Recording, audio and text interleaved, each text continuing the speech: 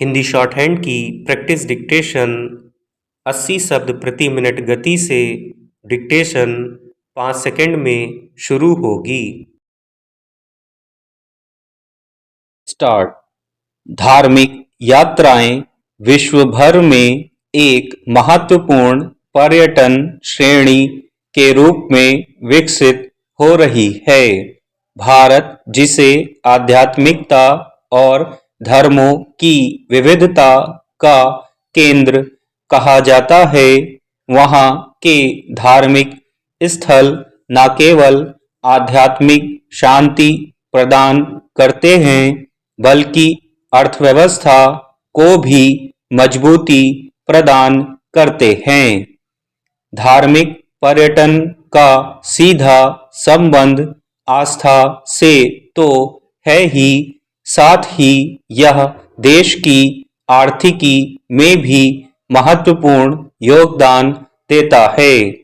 भारत के प्रमुख धार्मिक स्थलों जैसे प्रयागराज, महाकुंभ, हरिद्वार, ऋषिकेश, वैष्णो माता, पुरी जगन्नाथ, दक्षिण भारत के मंदिर, उत्तर भारत के प्रमुख तीर्थ स्थलों का उल्लेख किए बिना धार्मिक पर्यटन अधूरा है।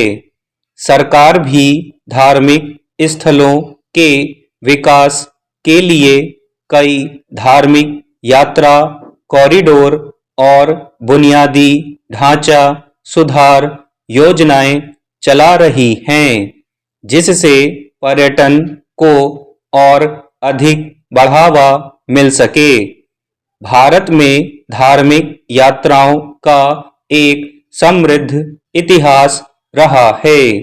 प्राचीन समय से ही श्रद्धालु विभिन्न तीर्थ स्थलों की यात्रा करते रहे हैं।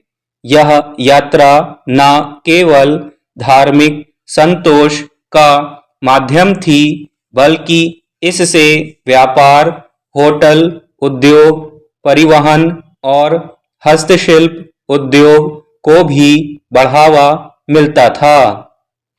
आज के समय में भी इसका प्रभाव देश की अर्थव्यवस्था पर व्यापक रूप से देखा जा सकता है।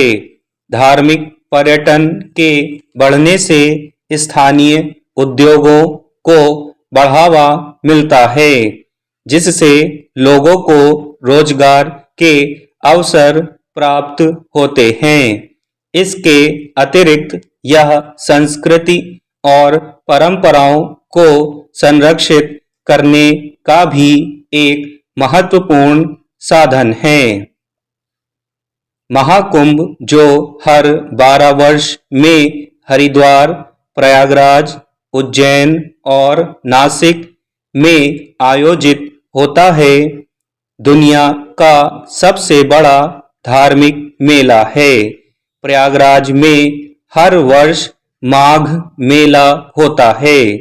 कुंभ हर 12 वर्ष और अर्ध कुंभ हर 6 वर्ष में आयोजित होता है। करोड़ों श्रद्धालु इस आयोजन में भाग लेते हैं, जिससे स्थानीय व्यापार, होटल, परिवहन और पर्यटन उद्योग को अपार लाभ होता है। प्रयागराज में संगम स्थल पर यह आयोजन अत्यंत भव्य होता है।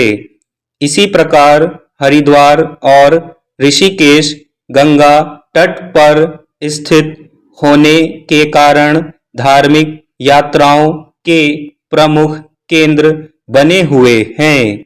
जम्मू कश्मीर में स्थित माता वैष्णो देवी मंदिर भारत के सबसे प्रसिद्ध तीर्थ स्थलों में से एक है। यहाँ प्रतिवर्ष करोड़ों श्रद्धालु दर्शन के लिए आते हैं, जिससे जम्मू कश्मीर की स्थानीय अर्थव्यवस्था को बहुत बड़ा सहारा मिलता है।